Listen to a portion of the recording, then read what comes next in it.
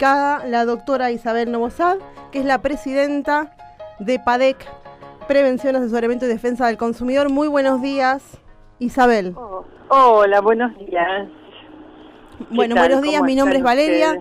Ya estuvimos conversando, está Abraham Gack, el defensor del pueblo del municipio de Morón, y el doctor Enrique Pochat, el defensor adjunto de la misma entidad. Así que la saludamos.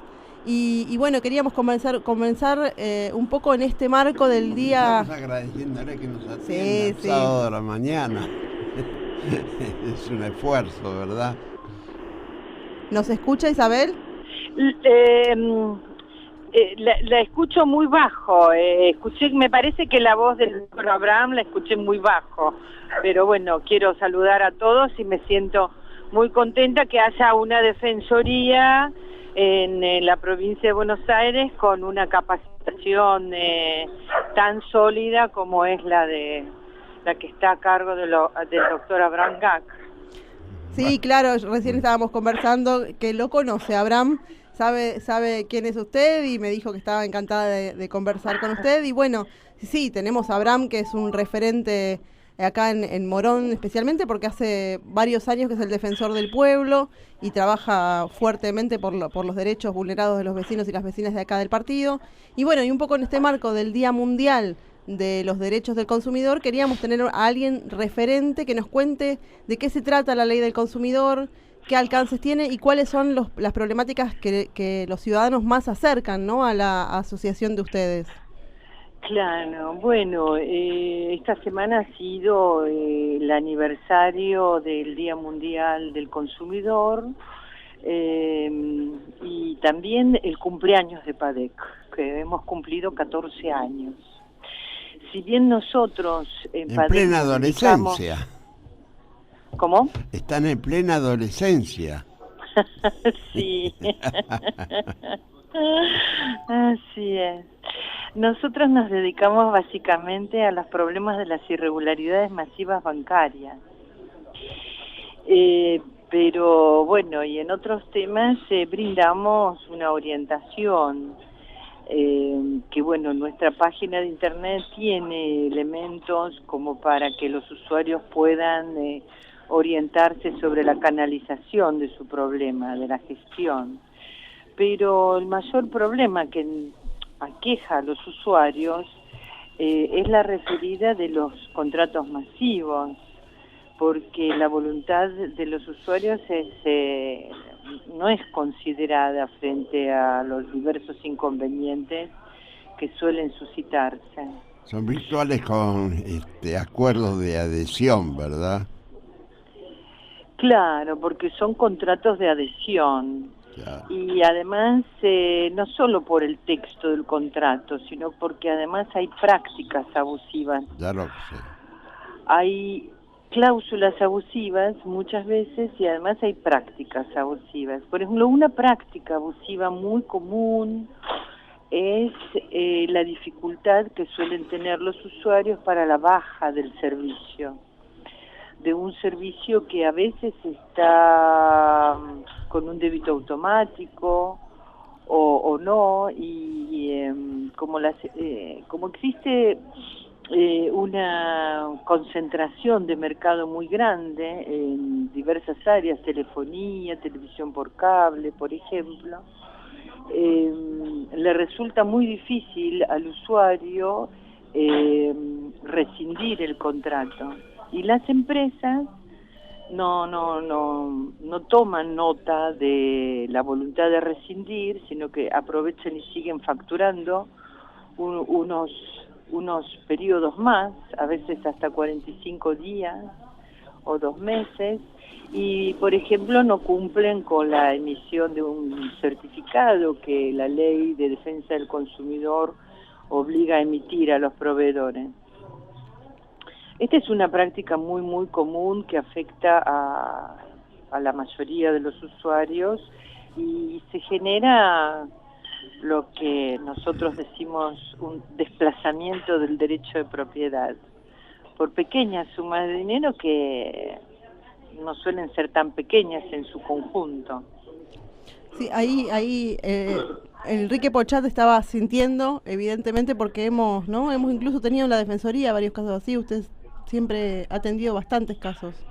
Sí, Claro, buen día, ustedes Isabel. Sí, tienen tenemos muchos de esos esos casos y temas. sumado, es decir, lo que usted señala, para ponerlo en ejemplos, para que se considere adherida una persona a un servicio, por ejemplo, ofrecido por telefonía celular, a veces Sí. casi imperceptiblemente da un sí cuando no, a veces sin saber en qué momento lo dio, y empieza a funcionar, y luego cuando quiere suspenderlo porque ve que no lo utiliza o porque es demasiado oneroso para sus posibilidades, y quiere suspenderlo por el mismo mismo Por el modo, mismo medio, por el mismo medio, que es claro. por teléfono, dice no, para suspenderlo tiene que concurrir, y a veces la oficina, caso por ejemplo de Morón, tenemos a veces oficinas de teléfono celulares, dicen no, acá no atienden Morón, acá en Morón vendemos, pero para Claro, problemas de facturación tiene que concurrir a Liniers o a Ramos Mejía. Es decir, se hace claro. mucho más dificultoso el cierre que la apertura. Ujú. Y también esto se da en los casos, por ejemplo, incluso de aquellas servicios financieros que También, por supuesto. con descuentos en el propio recibo. Se Ujú. contrata una mutual o una que por parte de una Cooperativa, financiera para asegurar el cobro, sí. y cuando se termina de pagar, sin embargo, la adhesión a la mutual, de la asociación, Continúa y se la sigue continúa, y se hace facturando. muy difícil la suspensión. A veces tarda más de un año y la persona no sabe a dónde concurrir porque para poder cerrar por fin esa cuenta, ¿no? Sí, y yo, Claro, bueno, nosotros lo que recomendamos es que Sí, se eso es importante. presente una nota y se haga sellar la copia. Sí, Una nota en la cual se invoque o se transcriba el artículo 10 ter de la ley 24240 y que el usuario quede con una copia de la nota. Después, bueno, estas representaciones que las empresas de telefonía o las empresas de televisión por cable tienen en distintas localidades de la provincia o del país, son responsables frente al consumidor porque así lo impone la ley 24240. Y de hecho, estas representaciones tienen una comunicación fluida con las empresas. Así que entiendo yo que deberían poder recibirle una nota dirigida a la empresa, ya sea personal o Movistar o Claro, para poder dar de baja el servicio. el artículo que usted menciona se refiere al modo de rescisión de los Claro, contratos. Dice, cuando sí, la contratación de un exactamente. servicio, incluidos los servicios públicos domiciliarios, haya sido realizada en forma telefónica, electrónica o similar, podrá ser rescindida a elección del consumidor o usuario mediante el mismo medio utilizado en la contratación. Y la empresa receptora del pedido de rescisión deberá enviar sin cargo al domicilio del consumidor o usuario una constancia fehaciente dentro de las 72 horas posteriores a la recepción del pedido de rescisión, y esta disposición debe ser publicada en la factura o documento que la empresa envíe regularmente al domicilio del consumidor o usuario. Es decir que... Claro, fíjese un detalle. Prácticamente... Hola. hola, Sí, sí, sí. estamos, justo sonó las y 30. Las 11. La mayoría de las facturas de servicios de servicios no incluyen la transcripción de esta norma. Exactamente. Creo que en una época la única empresa que transcribía el artículo 10 ter en las facturas era la empresa de Metrogas. Pero, por ejemplo, no lo hemos visto ni en las facturas de Cablevisión, ni en la de personal, ni en la de Movistar. Nunca hemos visto la transcripción de esta norma.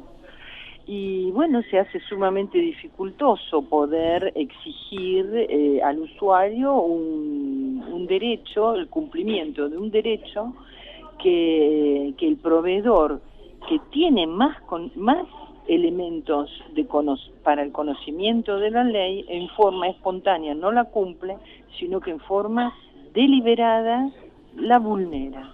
Y bueno, nosotros en esta última semana, en ocasión al Día Internacional del Consumidor, que hubo un acto en la Secretaría de Comercio de la Nación, hemos propuesto al director nacional, Blanco Muñoz, la inquietud de que se capacite a los proveedores para que cumplan en forma espontánea la ley de orden público, porque esto de que tenemos que capacitar a los usuarios resulta una tarea mucho más compleja, porque cómo los usuarios se van a defender frente a algo que no conocen cuando son 20, 30 millones de usuarios. Es mucho más fácil, sería mucho más fácil que los proveedores cumplan en forma espontánea con la ley a que los usuarios tengan que defenderse como ocurre actualmente, ¿no? O sea que acá lo que existe es mala fe por parte de los proveedores de servicios masivos, y esto me parece a mí que debe ser puesto en evidencia. Otro hecho que me parece importante es el exceso en las tasas de interés que cobran mutuales, que a su vez son dependientes ocultas de las entidades bancarias, ¿verdad?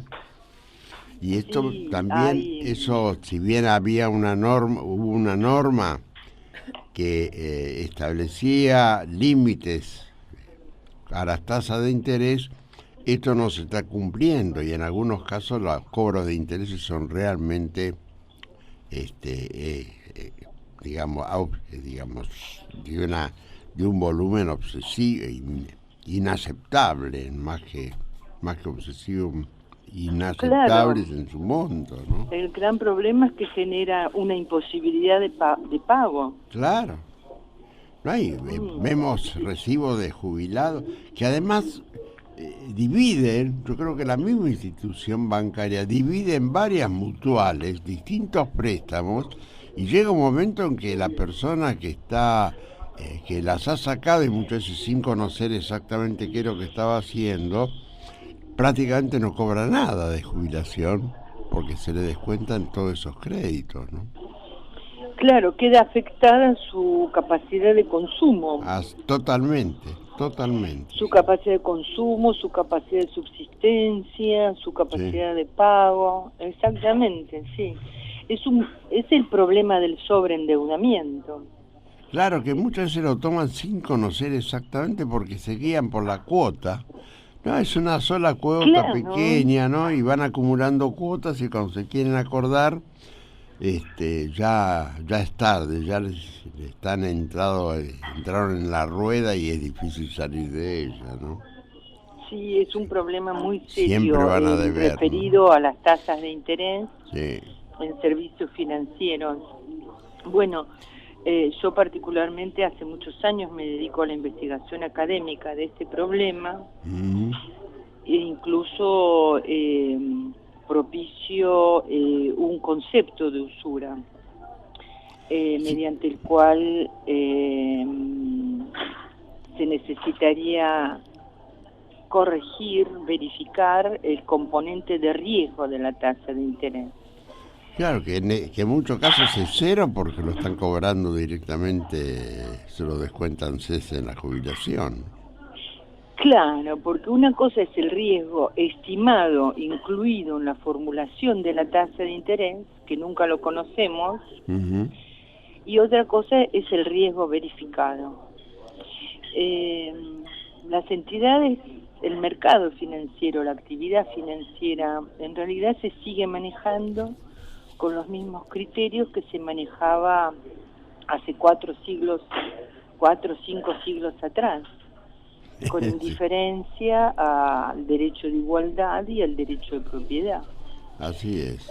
Y este es un punto que todavía está pendiente como elemento de abordaje. No, además con la concepción de libertad de mercado, que es el mercado que dispone y distribuye los ingresos y los gastos, bueno, cada entidad estima y cobra lo que le parece, ¿no?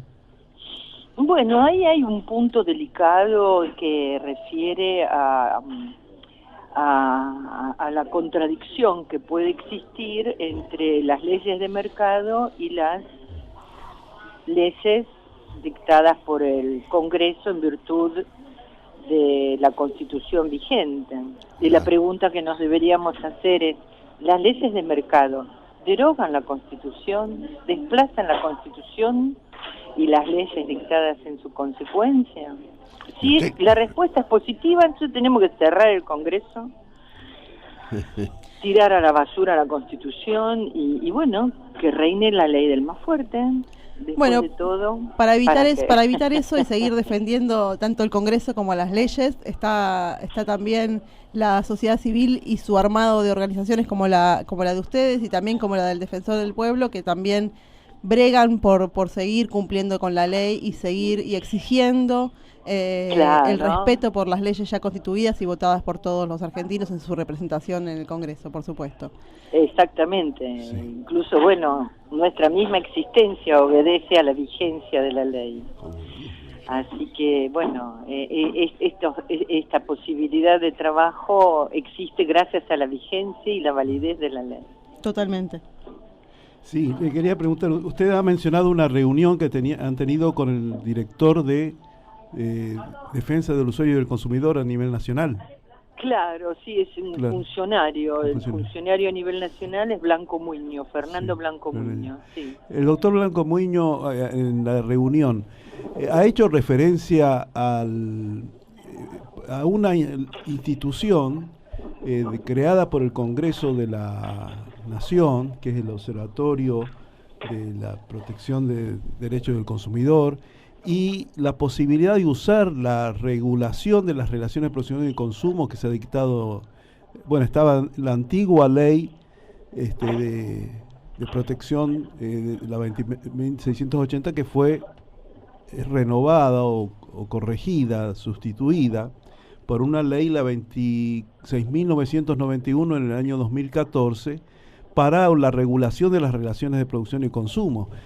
Y es un instrumento que en estos momentos de escalada de precios, parecería sin control, tendría que utilizar el gobierno con la cooperación de las instituciones de defensa del consumidor y la sociedad civil.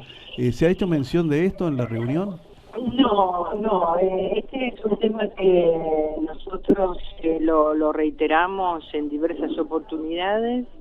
E incluso tenemos un planteo judicial referido a la prohibición legal de actualización de precios, pero bueno, no sabemos si la actual gestión va a utilizar esta normativa para reducir el problema inflacionario.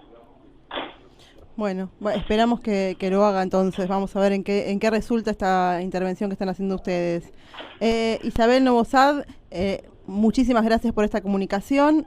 Solo le voy a pedir que nos dé los datos de PADEC para que aquel ciudadano que tenga alguna consulta o quiera algún asesoramiento se pueda comunicar con ustedes.